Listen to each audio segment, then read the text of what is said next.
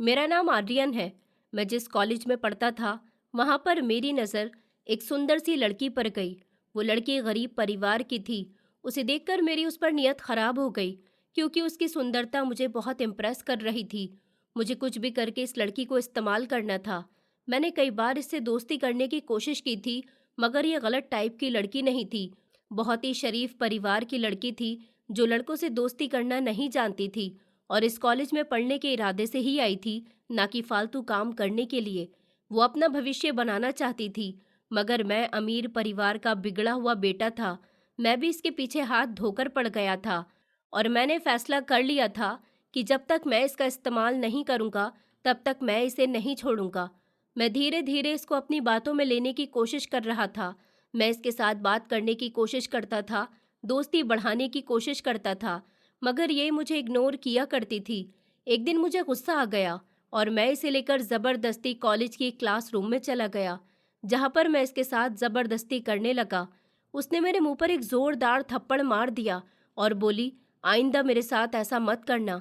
अगर ऐसा करने की कोशिश की तो तुम्हारी पुलिस में कंप्लेंट कर दूंगी और तुम्हें कॉलेज से भी निकलवा दूंगी। मुझे उसकी बात पर बहुत गुस्सा आया था, और मैंने तभी से फैसला कर लिया था कि मैं इस लड़की से बदला ज़रूर लेकर रहूँगा। मैंने इस लड़की के घर परिवार का पता लगाया तो पता चला कि ये लड़की अपनी माँ और बड़ी बहन के साथ अकेली रहती है। इसकी माँ हमेशा बीमार रहती है। मैंने उसके घर के आसपास अपना एक आदमी छोड़ दिया था, ताकि वो उस पर नज़र रख सके कि वो कब क्या करती है, कहाँ जाती है और कब घर में अकेली होती है। एक दिन मुझे मेरे आदमी ने बताया कि सर, वो लड़की इस समय घर में अकेली है। उसकी माँ की बहुत ज़्यादा तबीयत खराब है, इसलिए उसकी बड़ी बहन उसे घर में छोड़कर माँ जी को अस्पताल ले गई है। अब मेरे पास उसके घर में घुसने का बहुत अच्छा मौका था, इसीलिए मैं मौका पाकर उसके घर चला गया। जब मैंने उसके घर का दरवाज़ा बजाया तो उसने दरवाज़ा खोल दिया, लेकिन वो मुझे पहचानी नहीं थी, क्योंकि मैंने अपने चेहरे पर मास्क लगाया हुआ था। मैंने उसे घर के अंदर धक्का दिया और जल्दी से अंदर घुसकर घर का दरवाज़ा बंद कर लिया। वो चीख रही थी, चिल्ला रही थी और कह रही थी कि तुम कौन हो, मगर मैं उसके मुंह पर ज़बरदस्ती हाथ रखकर उसे कमरे के अंदर ले गया और उसकी इज्जत को तार तार कर दिया। लेकिन इस दौरान झपटा झपटी में मेरे चेहरे से मास्क गायब हो गया और मेरा चेहरा खुल गया था। वो मेरा चेहरा साफ साफ देख चुकी थी। वो मुझे बहुत बुरा भला कहने लगी। वो रो रही थी, मुझे कोस रही थी और मुझे दुहाइयाँ दे रही थी, लेकिन मुझे इन बातों से कोई फ़र्क नहीं पड़ता था। मेरा काम हो चुका था, मैं उसका इस्तेमाल कर चुका था, और अब मेरा इस लड़की से दिल भर गया था। ऐसा मैं सिर्फ इस लड़की के साथ ही नहीं, बल्कि बहुत सारी लड़कियों के साथ कर चुका था।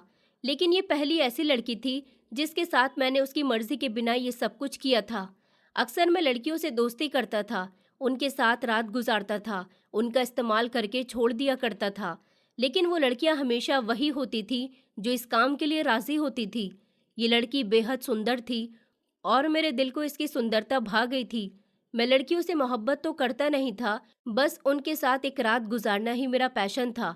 इस लड़की की इज्जत खराब करने के बाद न जाने क्यों मुझे अजीब सी घबराहट हो रही थी, क्योंकि पहली बार मैंने किसी के साथ ज़बरदस्ती की थी। वरना अभी तक जितनी भी लड़कियों से मेरा सामना हुआ था, वो खुद इस काम के लिए तैयार हो जाती थी। अगले दिन मेरे डैड ने मुझे अपना लंदन वाला बिजनेस संभालने के लिए लंदन जाने को कहा, तो मैं भी वहां जाने के लिए फौरन तैयार हो गया था। मुझे डर था कि कहीं ये लड़की मुझे पकड़वा न दे, लेकिन मैं ये भी जानता था कि ये इतनी आसानी से अपना मुंह नहीं खोलेगी, अपनी इज्जत की खातिर किसी को कुछ नहीं बताएगी, क्योंकि गरीब लोगों के लिए सब कुछ उनकी इज्जत ही होती है। और ऐसा ही हुआ था। मैं लंदन में शिफ्ट हो गया था। कुछ साल के बाद लंदन में मेरी एक लड़की से शादी हो गई थी, लेकिन मेरी औलाद नहीं हुई थी। मेरी पत्नी ने कहा कि हमें हिंदुस्तान वापस चलना चाहिए। जैसे ही मैं हिंदुस्तान वापस आया और अपने घर में दाखिल हुआ, तो नौकरानी का बच्चा मेरी टांगों से लिपट गया था। मुझे उस बच्चे पर बहुत प्यार आया था। तभी अचानक उसकी सगी माँ भागती हुई आई थी। मैंने उसका चेहरा देखा तो मेरे पैरों तले से ज़मीन निकल गई, क्योंकि वो तो मैं बहुत गहरी नींद में सो रहा था, जब अचानक मुझे ऐसा लगा जैसे मुझे कोई बार बार पुकार रहा है, पापा पापा। कोई नन्ही सी जान मुझे अपनी तरफ खींच रही है। मैं अपनी आंखें खोलना चाहता था, लेकिन मुझे ऐसा लग रहा था जैसे मैं किसी गहरी खाई में गिरता जा रहा हूँ। मेरा शरीर हिलडुल नहीं पा रहा था। मेरी आवाज़ नहीं निकल रही थी। मैं चिल्ला रहा था। मेरा दिमाग आउट हो चुका था, लेकिन शरीर बिल्कुल सुन्न हो चुका था। अचानक ही किसी ने तेज़ी से मेरा सर पकड़कर झंझोड़ा था। तभी मेरी आंख फौरन खुल गई थी। मुझे झंझोड़ने वाला इंसान कोई और नहीं बल्कि मेरी पत्नी प्रीति थी। वो मुझ पर झुकी हुई थी। मैं फौरन ही हड़बड़ाकर बैठ गया था। पसीने से मेरा पूरा शरीर भीगा हुआ था। प्रीति मुझे देखते हुए बोली, आर्यन, क्या हो गया है आपको? आप ठीक तो है ना? ये आप कैसी हरकतें कर रहे हैं? सबसे पहले मैंने अपना पसीना साफ किया। उसके बाद गहरी सांस लेकर उसे बताया कि मुझे स्लीप पैरालाइज हो गया था। मैं खुद को उठाने की बहुत कोशिश कर रहा था, लेकिन मुझ में इतनी हिम्मत नहीं हो रही थी कि मैं बैठ जाऊं। तुम कहाँ से आ गई? तुम तो जॉब पर गई हुई थी ना? आज तुम्हारा ऑफ तो नहीं था? वो मुझे देखते हुए बोली कि हाँ, आज मैं जल्दी घर आ गई थी। ऑफिस में मेरा दिल बहुत घबरा रहा था। और देखिए, जब मैं घर में दाखिल हुई तो कमरे से आपकी अजीब अजीब आवाज़ें आ रही थी। प्रीति फौरन मेरे सीने से लगकर मुझे संभालने की कोशिश कर रही थी, जबकि मैं अब काफ़ी बेहतर महसूस कर रहा था। उसने मुझे पानी पिलाया तो मैं पूरा ग्लास एक ही घूंट में ख़त्म कर गया था। वो मेरे कंधे पर हाथ रखते हुए बोली, अगर आपकी तबीयत ठीक नहीं है तो हम डॉक्टर के पास चलते हैं। मैंने कहा कि नहीं नहीं, मेरी तबीयत ठीक है। और फिर मैं चप्पल पहनकर वॉशरूम की तरफ बढ़ते हुए बोला, बस शायद नींद की कमी की वजह से मेरे साथ ऐसा हुआ है, वरना मेरी तबीयत तो ठीक है। मैं शावर लेकर आता हूँ, उसके बाद हम खाना खाने के लिए बाहर चलते हैं। थोड़ी बाहर की हवा लूँगा तो तबीयत और भी ज़्यादा बेहतर हो जाएगी। प्रीति कहने लगी कि अच्छा ठीक है, मैं भी तैयार हो जाती हूँ। और फिर वो तैयार होने के लिए चली गई थी। शावर के नीचे खड़े होकर भी मेरे दिमाग में वही आवाज़ें गूंज रही थी, पापा पापा। न जाने कौन था जो मुझे इस तरह हर रोज़ पुकारा करता था। मैं जब भी सोने के लिए लेटता था तो मेरे सपने में एक बच्चा आता था और ऐसा लगता था जैसे वो मुझे तड़प तड़प कर पुकार रहा हो। थोड़ी देर बाद मैं बाहर आया तो मेरी पत्नी मिरर के सामने बैठी हुई मेकअप कर रही थी। मैं भी कपड़े वगैरह चेंज करके तैयार हो चुका था। मैं भी मिरर के सामने खड़ा हुआ अपने बाल बना रहा था, जब वो मुझे देखते हुए बोली, आर्यन, मैं सोच रही थी कि हम इंडिया वापस चलते हैं, घर वालों से मिलते हैं। 5 साल हो गए हैं हमें हिंदुस्तान से लंदन आए हुए। पता नहीं सब कैसा होगा वहाँ सब कुछ। आपके मम्मी पापा भी तो कई बार यहाँ आ चुके हैं और हर बार शिकायत करके जाते हैं कि हम लोग यहाँ आकर अपने देश को भूल ही चुके हैं। शायद आपके घर वाले आपको बहुत याद कर रहे हैं, इसीलिए आपकी तबीयत ऐसी हो रही है।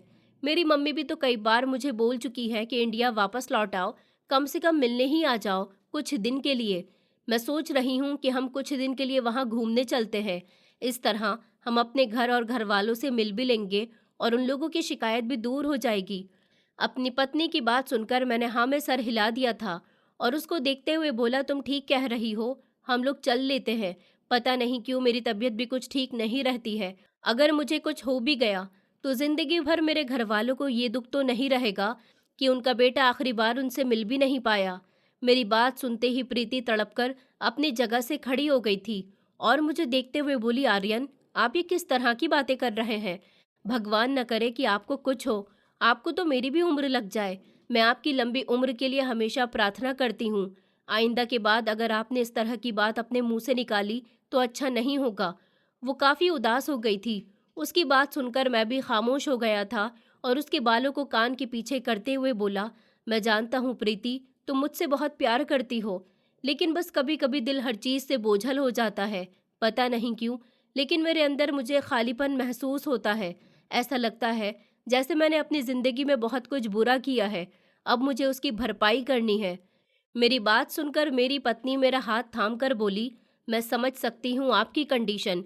हम 3 साल से बच्चे के लिए ट्राई कर रहे हैं, लेकिन अभी तक हमारी गोद नहीं भरी है। एक पति के लिए औलाद का होना बहुत ज़रूरी होता है। हमारी शादी को पूरे 5 साल हो गए, लेकिन अभी तक हमने इस खुशी को महसूस ही नहीं किया। मगर मुझे उम्मीद है मैं जल्दी ही माँ बन जाऊंगी और आपकी सारी परेशानियां दूर हो जाएंगी। प्रीति की बात सुनकर मैंने फौरन उसको गले से लगा लिया था और उसका कंधा थपथपाते हुए बोला, अरे तुम उदास क्यों हो रही हो?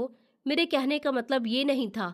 मैं तो सिर्फ अभी मैं अपनी बात पूरी करता इससे पहले ही वो अपने आंसू साफ करके मुझसे अलग हुई थी और बाहर की तरफ बढ़ते हुए बोली कि छोड़िए ना इन बातों को, हम बाहर चलते हैं। मुझे भी भूख लग रही है, खाना वगैरह खाएंगे तो थोड़ा माइंड फ्रेश हो जाएगा। ये कहकर वो बाहर की तरफ बढ़ गई थी, जबकि पीछे मैंने गहरी सांस ली थी और खुद को संभाला था। मेरी शादी को 5 साल हो गए थे। जिस दौरान मैं यहाँ लंदन आया था, उसके कुछ समय के बाद प्रीति की फैमिली भी यहाँ आई थी। वो लोग मेरी फैमिली को बहुत अच्छे से जानते थे, क्योंकि वो भी इंडिया के उसी शहर से बिलोंग करते थे जहाँ मैं रहता था। हमारी कंपनी का एक इवेंट था जिसमें प्रीति के पेरेंट्स की मुलाकात मेरे पेरेंट्स से हुई थी, और उसी बीच हमारे पेरेंट्स ने हम दोनों का रिश्ता तय कर दिया था, क्योंकि प्रीति के पिता भी यहाँ पर बिजनेस के सिलसिले में आते जाते रहते थे। मैं तो पहले ही अपने काम को लेकर यहाँ रह रहा था, इसीलिए मेरी फैमिली ने मेरी शादी यहीं पर आकर कर दी थी। मेरी पूरी फैमिली यहाँ आ गई थी और प्रीति की पूरी फैमिली भी यहाँ आ गई थी, और इस तरह हम दोनों की शादी खूब धूमधाम से हुई थी। प्रीति भी एक अमीर परिवार की बेटी थी। वो पढ़ी लिखी और समझदार लड़की थी। शादी के बाद हम दोनों की फैमिलीज ही यहाँ से चली गई थी और सिर्फ हम दोनों यहाँ बचे थे। उसने मेरा घर संभाल लिया था। घर के साथ साथ वो जॉब भी करती थी। मैंने उसे कई बार मना किया था कि तुम जॉब नहीं करो, तुम आराम करो, लेकिन जॉब करना उसका शौक था, क्योंकि मेरा भी खुद का बिजनेस था। वो चाहती तो मेरी कंपनी की मालकिन बन सकती थी, और उसके पिता का बिजनेस भी लंदन में था। वो चाहती तो अपने डैड की कंपनी भी संभाल सकती थी, लेकिन उसे जॉब करने के शौक को पूरा करना था। इसलिए वो लंदन में रहकर दूसरी कंपनी में जॉब करके अपना शौक पूरा कर रही थी, और मैंने उसको इस काम के लिए रोका भी था। तो उसका कहना था कि मुझे मेरा शौक पूरा करने दो। वैसे भी मैं सोचता था कि अभी वो अकेली है, अभी उसके पास कोई बच्चा भी नहीं है, इसलिए वो ज़्यादा खुद को अकेला महसूस न करे। नौकरी करेगी तो उसका ध्यान बटा रहेगा, तो बेहतर है कि वो अपना ध्यान जॉब पर लगाए। उसकी जॉब से मुझे कोई मतलब नहीं था। मैं खुद इतना अमीर था कि मैं अपनी कंपनी में जाकर काम नहीं करता, फिर भी मुझे कोई फर्क नहीं पड़ता। हम दोनों पति पत्नी ही मेहनती थे। यहाँ आने के बाद मैं अपने बिजनेस को बहुत अच्छे तरीके से संभाल रहा था। मेरे डैड की 2 कंपनियां यहाँ पर थी जिनको मैं हैंडल कर रहा था, और मेरी पत्नी एक बैंक में मैनेजर की जॉब कर रही थी। हमारे पास पैसा ही पैसा था। इंडिया में मेरी अपनी ज़मीनें थीं, गाड़ियाँ थीं, लेकिन हमारे पास सिर्फ एक खुशी नहीं थी, और वो खुशी हर चीज़ पर भारी पड़ चुकी थी, औलाद की खुशी। मैंने और मेरी पत्नी ने अपना पूरा चेकअप भी करवा लिया था, लेकिन डॉक्टर का कहना था कि आप दोनों बिल्कुल फिट हैं, बस ऊपर वाले की तरफ से देर है। डॉक्टर ने तो हमें बच्चा अडॉप्ट करने का सुझाव भी दिया था, मगर मैंने ही मना कर दिया था, क्योंकि इंडिया में अगर ये बात किसी को पता चल जाती तो बहुत बड़ा हंगामा खड़ा हो सकता था। हम खानदानी अमीर लोग थे और हमारी बहुत सारी प्रॉपर्टी थी। बहुत दूर दूर तक हमारा बिजनेस फैला हुआ था। अगर हमारे खानदान के बच्चे अडॉप्ट हुए तो सिवाय हमारी मर्दानगी पर सवाल उठने के और कुछ नहीं होता। इसलिए मैं ये कदम नहीं उठा सकता था। हालांकि मेरी पत्नी ने कई बार मुझसे कहा था कि हम कोई बच्चा अडॉप्ट करके इंडिया में ये शो करवा देते हैं कि ये बच्चा हमारा है, मगर मैं राज़ी नहीं हुआ था। मेरा दिल इन चीज़ों के लिए बिल्कुल भी तैयार नहीं हो रहा था। कहीं ना कहीं मेरे दिल में ये चाहत थी कि मेरा अपना खून इस दुनिया में आए, मगर कहते हैं ना कि भगवान को जो मंजूर होता है उसके सामने हर इंसान बेबस हो जाता है। मैं रेडी होकर बाहर आया तो वो पार्किंग तक पहुंच गई थी। मैं लिफ्ट के जरिए पार्किंग में पहुंचा तो मेरी नज़र अचानक सामने की तरफ गई थी। मेरी पत्नी किसी औरत के साथ खड़ी हुई थी और वो रो भी रही थी। मैं परेशान होकर उसकी तरफ बढ़ा था। मैं कुछ कहता इससे पहले ही उसने जल्दी से अपने आंसू साफ कर लिए थे, जबकि वो औरत भी मुझे हेलो बोलकर चली गई थी। मैं अपनी पत्नी की तरफ ध्यान देने लगा था और उसको देखते हुए बोला कि क्या हुआ, तुम रो क्यों रही हो? जबकि वो इनकार में सर हिलाते हुए बोली कि आप कल इंडिया की टिकट करवाइए, हम लोग इंडिया वापस लौट रहे हैं। मुझे यहाँ नहीं रहना, मेरी तबीयत ठीक नहीं है। उसकी बात सुनकर मैं फौरन बोला कि हम डॉक्टर के पास चलते हैं, क्या हुआ है तुम्हें? वो बोली, मैंने जितना आपसे बोला है आप बस उतना करिए, हम अब यहाँ नहीं रुकेंगे, मुझे इंडिया जाना है। ये कहकर वो गाड़ी में वापस बैठ गई थी, लेकिन मैं अब परेशान हो गया था और परेशानी में ड्राइविंग सीट पर बैठ गया था। उसने अपना चेहरा खिड़की की तरफ मोड़ लिया था। बेचैनी से अपने शब्दों पर शर्मिंदगी महसूस हो रही थी कि मैंने अपनी पत्नी को औलाद के लिए बोला ही क्यों था। बेवजह वो उदास हो गई थी, लेकिन मामला कुछ और ही था। कुछ देर के बाद वो मुझे देखते हुए बोली, हम वहाँ जाकर सबको सच बता देंगे। मैंने हैरानी से उसकी तरफ देखा था। मैं कुछ कहता इससे पहले वो बोली, झूठ छुपाना सिर्फ और सिर्फ अपने लिए बर्बादी और नुकसान है। अगर हम सबको सच सच बता देंगे तो मेरे लिए और आपके लिए आसानी हो जाएगी। हम बहुत ही आराम से बच्चा अडॉप्ट कर सकते हैं और अपनी नई ज़िंदगी शुरू कर सकते हैं। वैसे भी हम कौन सा हमेशा हमेशा के लिए इंडिया जा रहे हैं, बस कुछ समय वहाँ रहेंगे, उन लोगों का दिल जीतेंगे और अपनी बात कहकर वापस आ जाएंगे। यहाँ पर हज़ारों बच्चे हमें अडॉप्शन के लिए मिल सकते हैं। मैं अपनी पत्नी की बात सुनकर बोला, तुम कौन से सच की बात कर रही हो? क्या बताना चाहती हो तुम हिंदुस्तान जाकर? अगर हम बच्चा अडॉप्ट कर रहे हैं तो ये बात हम यहाँ फ़ोन पर भी तो कर सकते हैं। हिंदुस्तान जाकर इस बारे में बात करने की क्या ज़रूरत है? मेरी बात सुनकर वो कुछ लम्हे मुझे खामोशी से देखती रही थी और फिर मुझसे नज़रें चुराकर बोली, मैं अभी आपको कुछ नहीं बता सकती। मुझे हिंदुस्तान जाना है, बस मैंने कह दिया है ना, और अब मैं अपनी बात को दोबारा नहीं दोहराऊंगी। ये आखिरी फैसला है। उसकी बात सुनकर न जाने क्यों मुझे किसी गड़बड़ का एहसास हुआ था। मैं अपना हाथ बढ़ाकर उसका हाथ थामते हुए बोला, प्रीति, अगर तुम्हारे दिमाग में कोई बात चल रही है तो तुम मुझसे शेयर करो। हम दोनों मिलकर इस प्रॉब्लम का सल्यूशन निकालेंगे। इंडिया जाकर एकदम से इस बारे में ऐलान कर देना कि हम बच्चा अडॉप्ट कर रहे हैं, यह हमारे लिए खतरनाक हो सकता है। खानदान की ज़मीन जायदाद से मुझे नाहक किया जा सकता है। दूसरी शादी के लिए मुझ पर जोर दिया जा सकता है। मेरे घर के रिवाजों को अभी नहीं जानती हो। मेरी बात सुनकर मेरी पत्नी कहने लगी, मैं आपसे जितना बोल रही हूँ आप इतना करिए। मैं आपकी पत्नी हूँ, आपकी लाइफ पार्टनर हूँ। हम दोनों ही एक ऐसे फैसले पर निर्भर नहीं होंगे तो आगे हमारी जिंदगी कैसी चलेगी? वो काफी गुस्से में आ गई थी। उसका चेहरा एकदम से लाल हो गया था। मैंने फौरन ही अपना सर झटका था और कहा कि अचानक मेरे दिमाग में कैसा ख्याल आया था। मैंने फौरन अपने आप को संभाला था और सीधा रेस्टोरेंट की तरफ रवाना हो गया था। पुराने समय में भी कुछ हुआ था, उस चेहरे को मैं याद भी नहीं करना चाहता था। अगर उस बारे में प्रीति को पता चल गया तो वो मेरी जिंदगी बर्बाद कर देगी। मैंने फौरन ही अपने सारे ख्यालों को झटक दिया था और सीधा रेस्टोरेंट के करीब जाकर मैंने गाड़ी पार्क कर दी थी। हम दोनों अंदर एंटर हुए तो गेट कीपर ने हमें सैल्यूट किया था, जबकि हम चुपचाप एक टेबल पर जाकर बैठ गए थे। थोड़ी देर के बाद ही वेटर मेन्यू लेकर आ गया था। मैंने मेन्यू में देखकर ऑर्डर दिया था, जबकि मेरी पत्नी काफ़ी गुमसुम सी हो गई थी। मुझे समझ नहीं आ रहा था कि उसे अचानक हुआ क्या है और वो उस औरत के सामने रो क्यों रही थी। एक बार दिल में आया कि उससे पूछ लेता हूँ, मगर मैं खामोश रहा था। लंदन आकर मैंने कुछ चीज़ें ज़रूर सीखी थी। एक तो दूसरे की ज़िंदगी में ज़्यादा दखल अंदाजी देना एक दूसरे की प्राइवेसी को डिस्टर्ब करने के बराबर होता है। वैसे तो हम दोनों पति पत्नी हैं, लेकिन कुछ लिमिट हमेशा इंसानों में कायम रहनी चाहिए। हर इंसान का पर्सनल स्पेस होता है। अगर हम उसके ज़िंदगी में इंटरफेयर करेंगे तो वो भी हमसे बोर हो जाएगा। इसीलिए मैंने उस औरत की बात को पूरी तरह से इग्नोर कर दिया था और अपना हाथ बढ़ाकर अपनी पत्नी का हाथ थाम लिया था। वो मुझे ही देख रही थी। मैं उसकी सूजी हुई आंखों में देखते हुए बोला, प्रीति, तुम परेशान मत हो। देखो, औलाद का होना या ना होना इसमें तुम्हारा या मेरा तो कोई कसूर नहीं है और ना ही हम दोनों का हाथ है।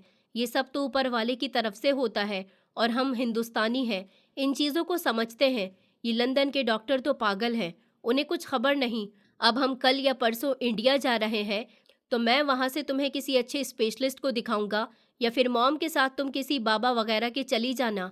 मैं जानता हूँ लंदन जैसी जगह पर बैठकर मैं एक अजीब तरह की बात कर रहा हूँ, लेकिन देखो, कुछ लोगों का इस पर पक्का विश्वास होता है और इस पक्के विश्वास से ही काफ़ी औरतें गर्भवती हो जाती हैं। मेरी बात सुनकर उसने कोई जवाब नहीं दिया था। वो बस सर झुकाकर धीमी आवाज़ में बोली थी, मुझे वहाँ जाकर सच बताना है। मैं अब आगे सच को नहीं छुपा सकती। मुझ में इतनी हिम्मत नहीं है। ये कहते ही उसने मुझसे अपना हाथ छुड़ा लिया था। उसकी बात सुनकर मैं हैरान हो गया था कि अचानक से उसको हो क्या गया है। तबीयत मेरी ख़राब हुई थी, तकलीफ़ में मैं डूबा हुआ था, फिर ये इस तरह का बिहेवियर क्यों कर रही है? कुछ तो गड़बड़ ज़रूर थी। मैं उसको देखते हुए अब काफ़ी सख्त शब्दों में बोला था, मुझे तुम्हारा व्यवहार कुछ अजीब ही लग रहा है। तुम्हें क्या हो गया है? मेरी बात सुनकर उसने एक नज़र मुझ पर डाली थी और धीमी आवाज़ में बोली, अगर पति मरने की बात करे तो एक औरत की हालत ऐसी ही हो जाती है। अगर अभी भी मैं खामोश रही तो वो दिन दूर नहीं है जब मुझ पर विधवा का टैग लगा दिया जाएगा और मैं ऐसा नहीं चाहती। मैं अपनी सारी ज़िंदगी आपके साथ गुजारना चाहती हूँ और इस चीज़ के लिए मुझे थोड़ी हिम्मत करनी है और फिर सब कुछ ठीक हो जाएगा। उसकी बात सुनकर मुझे अब एक ज़ोरदार झटका लगा था। वो औलाद की वजह से इतनी ज़्यादा परेशान नहीं हुई थी, बल्कि मेरी कही गई एक बात ने उसे इतना ज़्यादा परेशान कर दिया था। मैं उसे देखते हुए बोला, अरे बेवकूफ़, मैंने तो बस ऐसे ही कह दिया था। मुझे अपना दिल भारी महसूस हो रहा था। शायद अपनों की याद आ रही है। हम लोग इंडिया जाएंगे, उन लोगों के साथ उठेंगे बैठेंगे बातें करेंगे तो काफ़ी अच्छा महसूस होगा। और मैंने तुम्हारे दिल को उदास करने के लिए वो बात नहीं कही थी, बस अचानक मेरे मुंह से निकल गई थी। मैं माफ़ी चाहता हूँ। मैं तुमसे बहुत प्यार करता हूँ। प्रीति, तुम्हारी थोड़ी सी भी तकलीफ मेरा दिल तड़पा देती है। प्लीज़ इस तरह उदास मत हो, नॉर्मल हो जाओ और इस जगह को महसूस करो। मेरी बात सुनकर वो हल्का सा मुस्कुराई थी और मेरा हाथ थपथपाते हुए बोली, मैं कह रही हूँ ना, मैं इंडिया जाकर आप सबको खुशियाँ दूंगी, आपकी हर परेशानी को दूर कर दूंगी, आपके दिल के भारीपन को ख़त्म कर दूंगी, आपको एक ऐसी दुनिया में पहुँचा दूंगी जहाँ पर सिर्फ और सिर्फ मेरा सुकून होगा और खुशियाँ होंगी। आप बस इंडिया की टिकट बुक करवाइए और वहाँ घर वालों को नहीं बताना कि हम लोग आ रहे हैं, हम उन्हें सरप्राइज़ देंगे। उसकी बात सुनकर मैं हल्का सा मुस्कुराया था और दोबारा वेटर को जल्द ही मेन्यू लाने का ऑर्डर दिया था। लगभग थोड़ी देर के बाद ही हमारा खाना सर्व कर दिया गया था। जैसे जैसे खाना पेट में जा रहा था, प्रीति का मूड भी बेहतर होता जा रहा था। मैंने दिल ही दिल में सुकून की सांस ली थी कि कुछ न सही मगर थोड़ा बहुत ही उसका मूड बेहतर हो गया था। लगभग 1.5 घंटा हम वहाँ पर रहे थे और फिर वहाँ से हम पार्क चले गए थे। थोड़ी देर वॉक करके अब तबीयत काफ़ी बेहतर महसूस हो रही थी। प्रीति छोटे छोटे बच्चों को बहुत हसरत से देख रही थी। मेरा इरादा उसकी तकलीफ को उजागर करने का नहीं था, मगर अनजाने में ही मैं उसको तकलीफ पहुंचा चुका था। थोड़ी देर के बाद हम घर के लिए रवाना हो गए थे। घर पहुंचकर मैंने इंडिया की फ़्लाइट बुक कर ली थी, लेकिन 1 हफ्ते बाद हमें फ़्लाइट की टिकट मिली थी। उस 1 हफ्ते के बीच मुझे और उसे बहुत सारे काम करने थे। उसे कुछ दिन के लिए छुट्टी की एप्लीकेशन देनी थी और मुझे अपना काम मैनेजर और वर्कर्स वगैरह को समझाना था। वक्त धीरे धीरे गुजरता जा रहा था। 1 हफ्ते के बाद हम सामान लेकर इंडिया के लिए रवाना हो गए थे।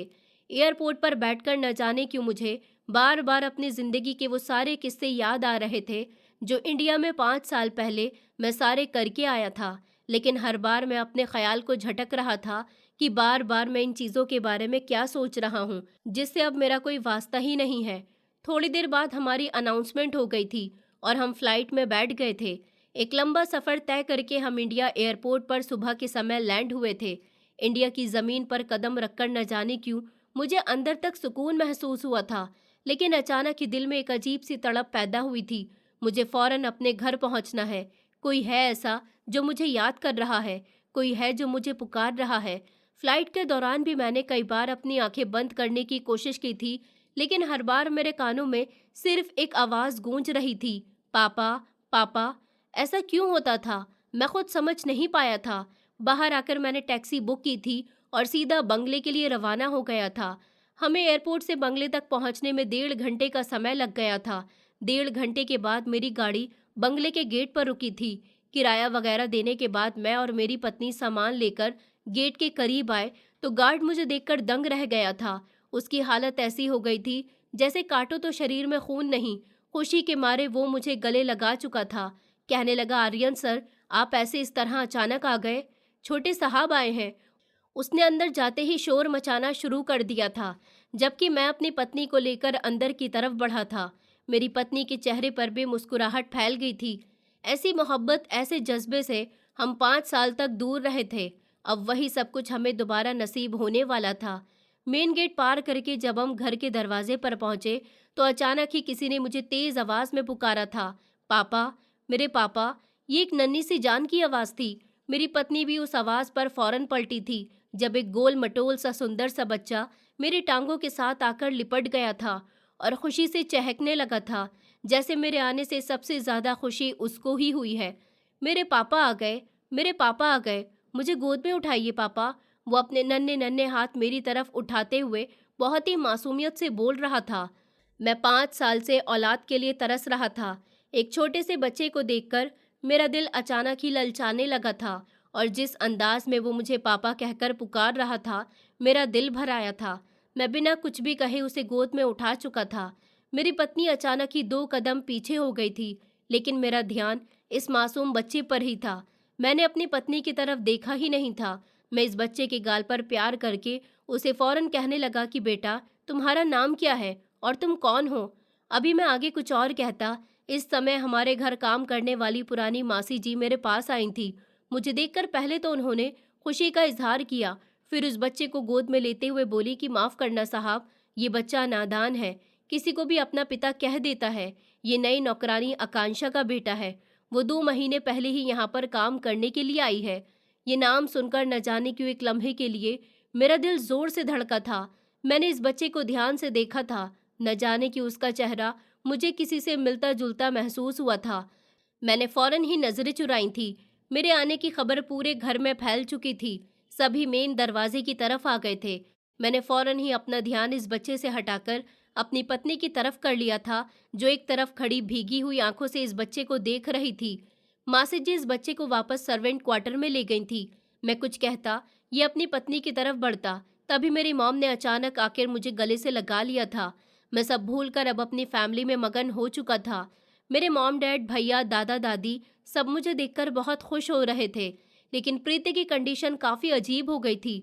उसने सिर्फ और सिर्फ सबसे हाथ मिलाया था। मेरी मॉम और भाभी वगैरह ने उसे गले लगाने की कोशिश की थी, लेकिन वो खुद ही पीछे हट गई थी। उसका ये अंदाज मुझे काफ़ी बुरा महसूस हुआ था, लेकिन मैं कुछ बोला नहीं था। शायद ट्रैवल की थकन थी, इसीलिए वो ऐसे बिहेव कर रही थी। हमें सब लोग डाइनिंग रूम में ले गए थे। घर के सब लोग बेहद खुश थे और बार बार हमसे हमारे हालचाल के बारे में पूछ रहे थे। बंगले का नक्शा तो बिल्कुल पहले जैसा ही था, हाँ, लेकिन फर्नीचर में काफ़ी बदलाव आ गया था। मेरी माँ मुझे देखते हुए कहने लगी कि बेटा, मुझे तो बिलीव ही नहीं हो रहा कि मेरा लाडला बेटा घर वापस आ गया, वो भी पूरे 5 साल के बाद। तुमने तो एक बार भी हमें नहीं बताया कि तुम घर आ रहे हो। अगर तुम हमें बता देते तो हम तुम्हारे लिए कितना अच्छा अरेंजमेंट करवाते और हम तुम्हें एयरपोर्ट पर लेने के लिए भी आ जाते। कुछ मेहमानों को भी इनवाइट कर देते तुम्हारे आने की खुशी में। ये तुम्हारी बहुत गलत बात है कि तुमने हमें कुछ नहीं बताया। जबकि मैं मुस्कुराकर बोला कि कोई बात नहीं मॉम, आप सबसे मिलने के लिए मैं बहुत ज़्यादा एक्साइटेड था, इसलिए आप में से किसी को भी ये नहीं बताना चाहता था कि मैं आ रहा हूँ। मैंने इसीलिए आपको खबर नहीं दी कि मैं आप लोगों का ये खुशी भरा और सरप्राइज से भरपूर चेहरा देखना चाहता था। अगर मैं बताकर आ जाता तो आप लोगों के चेहरे पर ये खुशी नहीं देख पाता जो अभी देख रहा हूँ। हम दोनों आपको सरप्राइज देना चाहते थे, इसीलिए अचानक आ गए। मेरी इस बात पर सब लोग मुस्कुरा दिए थे। मेरी मॉम प्रीति को देखते हुए कहने लगी, बहुत अच्छा किया बेटा, तुम जो बहू को भी साथ लाए हो। वैसे भी ये तो बेचारी पहली बार ही अपने ससुराल आई है। अब एक काम करो, तुम दोनों थोड़ा आराम कर लो, कपड़े चेंज कर लो, उसके बाद सब लोग मिलकर खाना खाते हैं। बहू मुझे काफ़ी थकी हुई लग रही है। मॉम लाल आंखों को देखते हुए बोली थी। मैंने भी प्रीति को ध्यान से देखा था। फ्लाइट में भी वो काफ़ी खामोश थी और अब घर वालों से मुलाकात पर भी वो मुझे खुश नज़र नहीं आ रही थी। यहाँ आने के लिए उसने ही जिद की थी और अब जब वो यहाँ पहुँच चुकी थी तो उसके चेहरे की खुशी जैसे कहीं खो गई थी। बंगले के बड़े दरवाजे पर भी उसका चेहरा खुला हुआ था। शायद इस बच्चे का पापा कहना उसको काफ़ी अजीब और तकलीफदायक लगा था। मेरी मॉम का कहना था कि वो अचानक अपनी जगह से खड़ी हो गई थी और मुझे देखते हुए बोली कि हाँ, मुझे बहुत थकन हो रही है, मुझे आराम करना है, मुझे अपनी तबीयत ठीक नहीं लग रही, आराम करूँगी तो तबीयत बेहतर हो जाएगी, आप मुझे कमरे में ले चलिए। ये कहकर वो आगे की तरफ बढ़ गई थी, जबकि मैं सबको इशारा करके उसके साथ ही कमरे की तरफ चला गया था। हम दोनों जैसे ही कमरे में दाखिल हुए, मैं उसका हाथ थामकर बोला, क्या हुआ है प्रीति, तुम इतनी खामोश क्यों हो गई हो? वो सर नहीं में हिलाते हुए खामोशी से बेड पर जाकर बैठ गई थी। उसका इतना रूखा अंदाज मेरी समझ से बाहर था। मेरा कमरा आज भी 5 साल पहले की तरह ही साफ सुथरा था। मेरी मॉम हर हफ्ते मेरे कमरे की सफाई करवाया करती थी। उनकी बदौलत ही आज ये कमरा रहने के लायक था। मैं भी खामोशी से फ्रेश होने के लिए वॉशरूम में चला गया था और जब बाहर आया तो प्रीति कहीं पर भी नहीं थी। थोड़ा हैरान हुआ था कि अचानक से ये लड़की कहाँ गायब हो गई है। अभी तो वो खुद कह रही थी कि मैं आराम करूंगी, तो अब कमरे में मौजूद क्यों नहीं है। मेरा इरादा नीचे जाकर उसका पता करने का था, क्योंकि फ़्लाइट के बाद अक्सर उसकी तबीयत काफ़ी डाउन हो जाती थी। अगर वो नींद पूरी ना करे तो उसके सर में दर्द होता रहता था। अभी मैं दरवाजे की तरफ ही बढ़ा था जब कमरे का दरवाज़ा खुला था और प्रीति अंदर दाखिल हुई थी। ये देखकर मैं दंग रह गया था कि उसकी गोद में वही गोल मटोल बच्चा था जो मुझे दरवाजे पर पापा कहकर पुकार रहा था। मैं अभी अपनी पत्नी से कुछ कहता, इससे पहले ही वो बच्चा मेरी गोद में डालते हुए बोली, कितना सुंदर बच्चा है ना ये, इसकी शक्ल आपसे कितनी मिल रही है ना। मैंने इस बच्चे को ध्यान से देखा था। ये बात हकीकत थी कि उसका चेहरा मुझसे काफ़ी मिल रहा था, और एक और इंसान था जिसका जिक्र करना भी मैं बहुत बड़ा पाप समझता था। मैं सर इनकार में हिलाते हुए बोला कि नहीं नहीं, ऐसी कोई बात नहीं है। ये मुझ में क्यों मिलेगा? मैं इसको जानता नहीं, मैंने इसे कभी देखा नहीं। आज पहली बार ही तो इससे मिला हूँ, और ये मेरी औलाद थोड़ी है। वैसे भी बच्चे नादान होते हैं। ये भी लगभग 4 साल का है। इतनी कम उम्र के बच्चे ऐसी गलतियां कर देते हैं। मेरी पत्नी इनकार में सर हिलाते हुए बोली कि हाँ, आप ठीक कह रहे हैं। ये 4 साल का है, 2 साल का नहीं है। इस उम्र के बच्चे थोड़े बहुत समझदार हो चुके होते हैं। फिलहाल शायद ये गलती ही कर रहा है। मैं नीचे गई थी, मुझे ये अच्छा लगा। मैंने सोचा कि मैं इसे आपके पास ले आती हूँ। आपको ये बच्चा अच्छा लग रहा था ना? उसकी बात सुनकर मैं बोला कि हाँ, अच्छा तो लग रहा था, लेकिन तुम इसको यहाँ पर क्यों लेकर आई हो? इसको बाहर भेज दो और तुम आराम करो। जितना प्यार करना था मैं कर चुका हूँ। मासी जी ने बताया है कि एक नौकरानी का बेटा है, और मुझे नौकरों से रिश्ते बनाना पसंद नहीं है। मेरी पत्नी मुस्कुराते हुए बोली कि ऐसा नहीं कहते, कभी कभी अपने शब्द खुद को ही नुकसान दे जाते हैं। ये कहकर वो इस बच्चे को लेकर बाहर चली गई थी।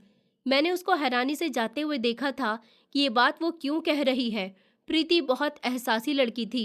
कभी उसकी बातें बहुत ही खुश कर देती थी, तो कभी उसकी बातें बहुत ही उदास कर देती थी, और कभी कभी तो उसकी बातें इंसान को उलझा देती थी।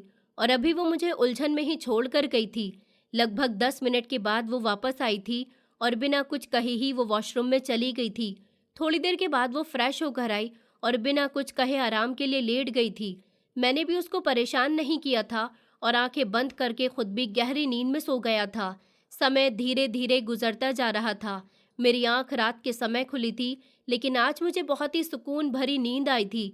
एक बार भी मेरे सपने में उस बच्चे की आवाज़ नहीं गूंजी थी, और ना ही मुझे स्लीप पैरालाइज हुआ था। बस मैं सुकून से सो गया था, और सुकून से ही जाग गया था। मैं उठकर बैठा तो कमरा पूरी तरह से खाली था। ज़रूर फिर से प्रीति नीचे चली गई होगी। मैं फ्रेश होकर नीचे पहुंचा तो घर में बहुत ही अच्छी सी खुशबू फैली हुई थी। मैं खामोशी से जाकर अपने डैड के बराबर में बैठ गया था। मैं अभी कुछ कहता, इससे पहले ही मेरी मॉम किचन से बाहर आई थी और मुझे प्यार करते हुए बोली कि बेटा, मैंने तुम दोनों की पसंद का खाना बनवाया है, चलो अब साथ मिलकर खाना खाते हैं। और प्रीति नहीं आई, वो कहाँ है? मैंने कहा मॉम, वो तो पहले ही नीचे आ गई है। मॉम कहने लगी कि नहीं नहीं बेटा, वो नीचे नहीं आई है। उनकी बात सुनकर मैंने हैरान होकर उनको देखा था, और फौरन कहने लगा कि वो तो कमरे में नहीं है। मैं तो समझा था कि वो नीचे आई होगी, फिर वो कहाँ चली गई? मुझे एकदम से परेशानी हो गई थी। मैं अपनी जगह से खड़ा हो गया था और मॉम को देखते हुए बोला कि उसे यहाँ घर के बारे में ज़्यादा जान पहचान नहीं है।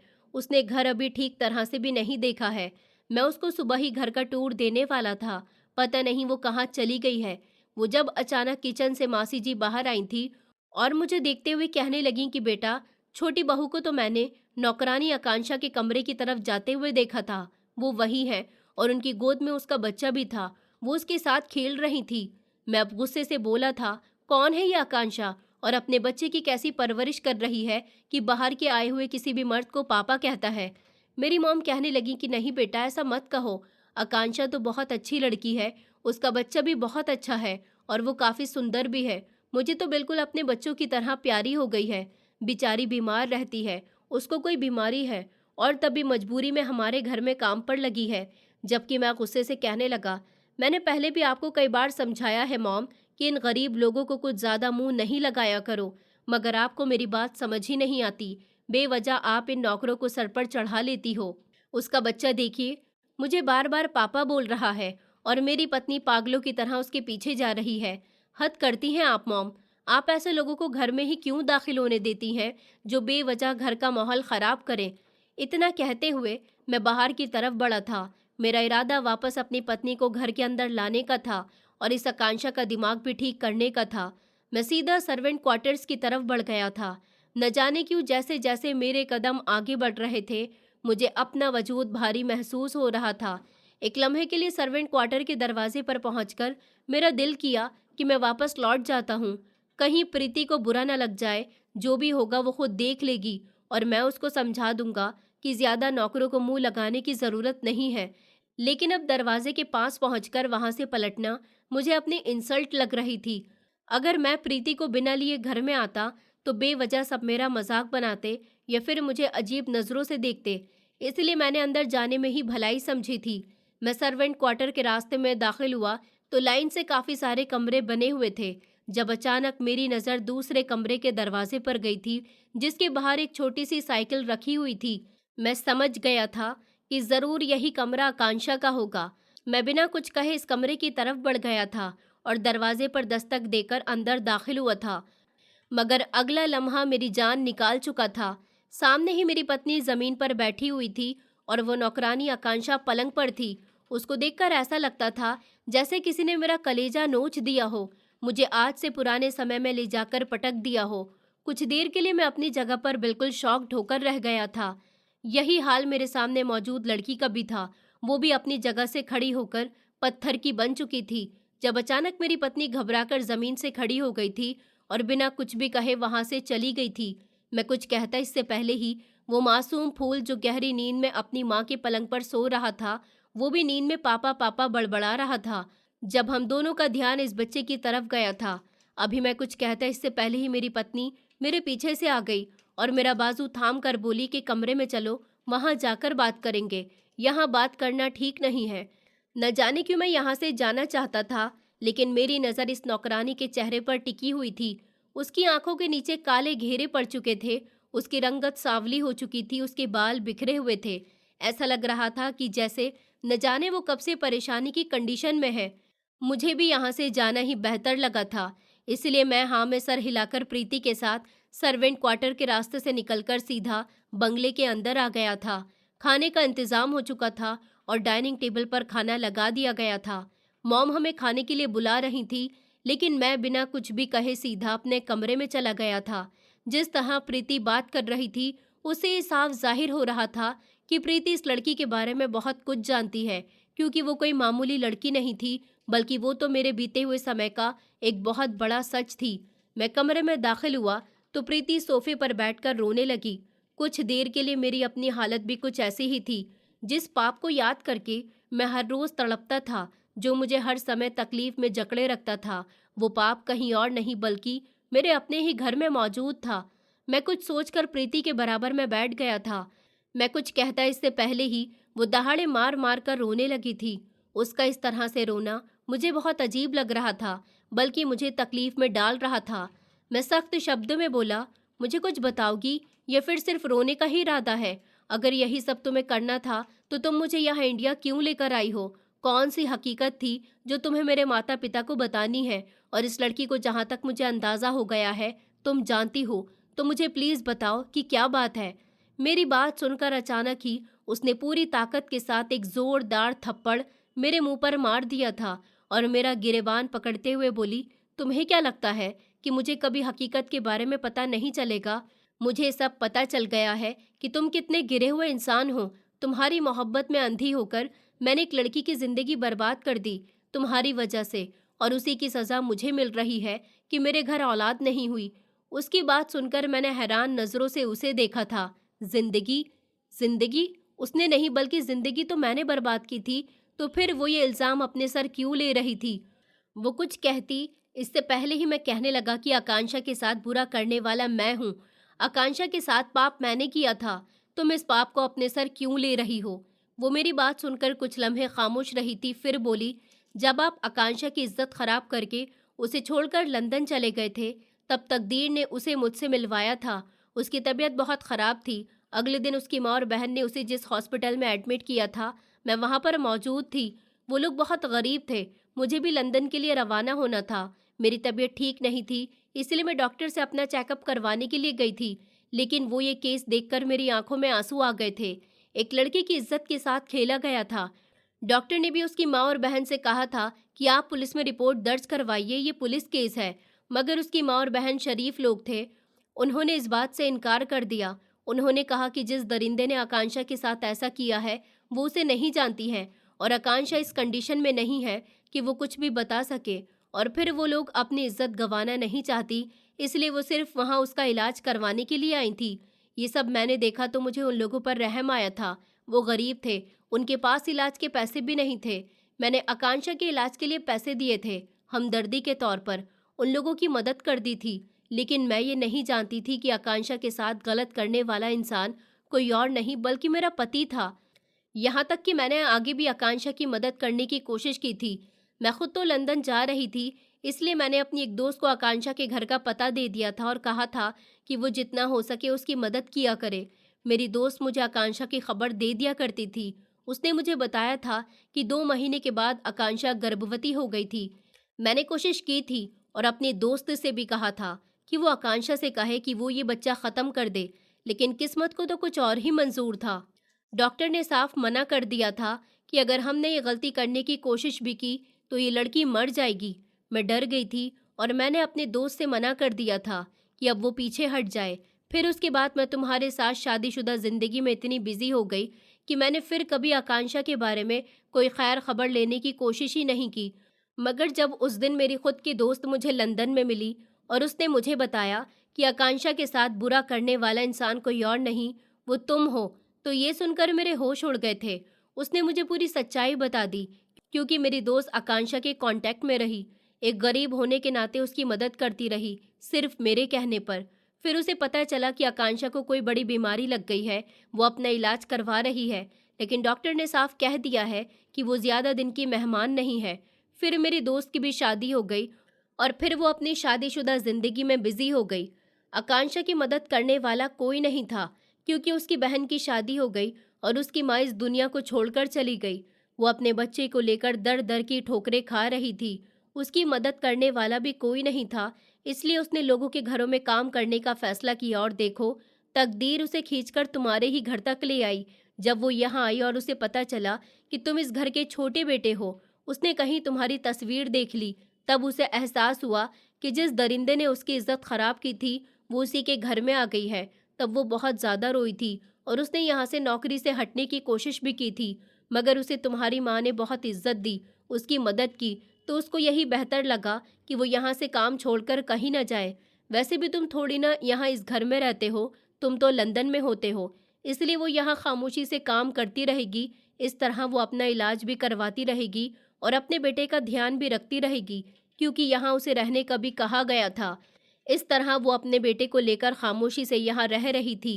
एक दिन उसकी मुलाकात मेरी दोस्त वैशाली से हुई, जो मेरे कहने पर हर बार उसकी मदद कर दिया करती थी। अब की बार आकांक्षा सच्चाई छुपा न सकी और उसने सब कुछ मेरी दोस्त वैशाली को बता दिया। इन दिनों मेरी दोस्त वैशाली भी अपने हस्बैंड के साथ लंदन में होती है। जब मेरी उसके साथ मुलाकात हुई तो उसने मुझे सब कुछ बताया कि आकांक्षा मेरी ससुराल में मौजूद है और उसके साथ बुरा करने वाला कोई और नहीं, तुम थे। तो मुझसे लंदन में 1 मिनट भी नहीं रुका गया और मैंने फैसला कर लिया कि मैं हिंदुस्तान जाकर आकांक्षा और उसके बेटे से मुलाकात करूंगी और तुम्हारी सच्चाई सबके सामने लेकर आऊंगी।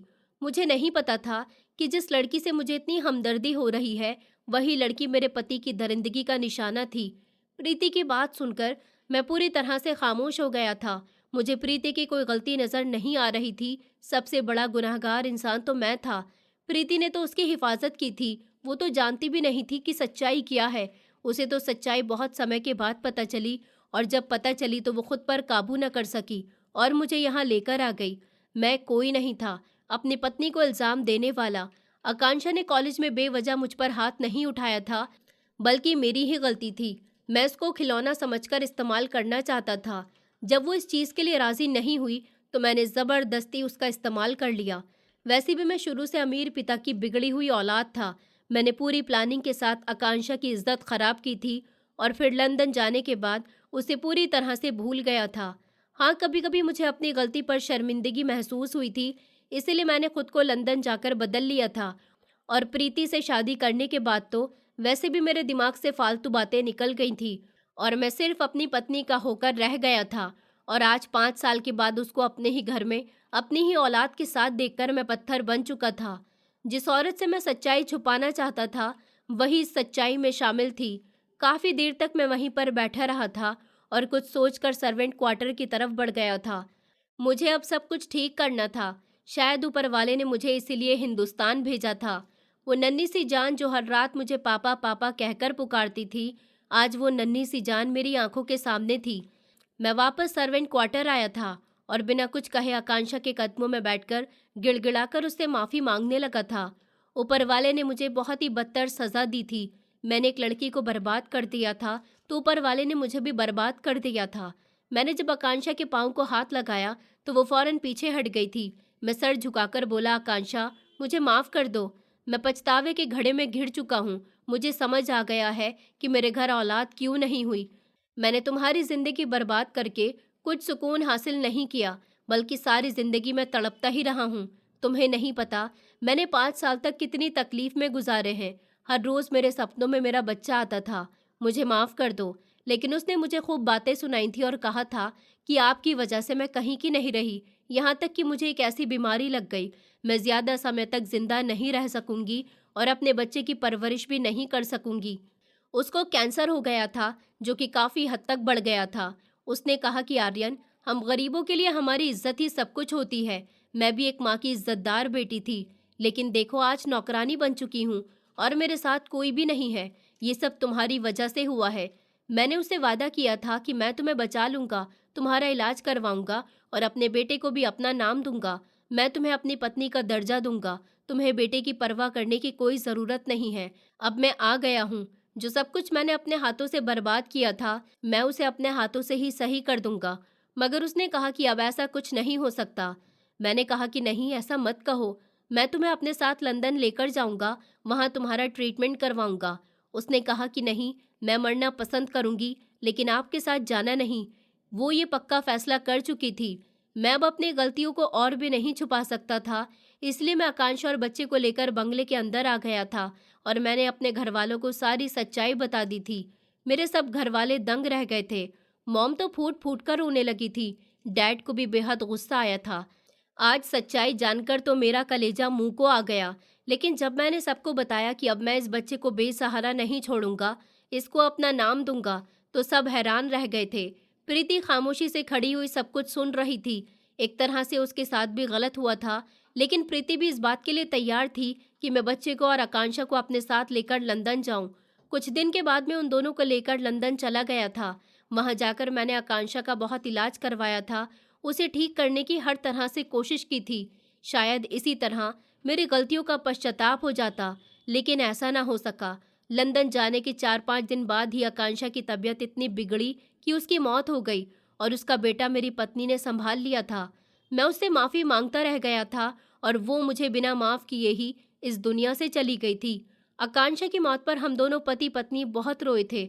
इस तरह आकांक्षा हम लोगों के बीच से चली गई और मेरी औलाद मुझे मिल गई थी। शायद इसीलिए ऊपर वाले ने मुझे बे औलाद रखा था, क्योंकि मेरी औलाद होते हुए भी मैं अपनी औलाद को नहीं जानता था और जब मुझे अपनी औलाद मिल गई तो मुझे ज़िंदगी की सारी खुशियाँ मिल गईं। मेरी पत्नी ने उसे अपनी औलाद की तरह प्यार किया और इस तरह उसकी भी गोद भर गई। कहते हैं ना कि जब आप भलाई करो तो ऊपर वाला भी कभी आपके साथ कुछ गलत नहीं करता। मैं अब अपने बेटे और पत्नी के साथ खुश रह रहा हूँ, लेकिन मुझे आज भी आकांक्षा की याद आती है और आज भी पछतावा होता है कि काश वो मरने से पहले एक बार मुझे माफ़ कर जाती। लेकिन ये अच्छा हुआ कि ऊपर वाले ने उसकी सांसें तभी बंद की जब उसकी अमानत मेरे हवाले हो गई, वरना ना जाने मेरे बेटे का क्या होता। मेरा बेटा अगर दर दर की ठोकरें खा रहा होता तो शायद मेरी ज़िंदगी के पाप और बढ़ते रहते। दोस्तों, उम्मीद करती हूँ आपको हमारी कहानी पसंद आई होगी। कहानी पसंद आई है तो वीडियो को लाइक करें, चैनल पर नए हैं तो चैनल को सब्सक्राइब करें और हाँ, नोटिफिकेशन बेल को ज़रूर दबाएं ताकि अगली अपडेट सबसे पहले आपको मिले।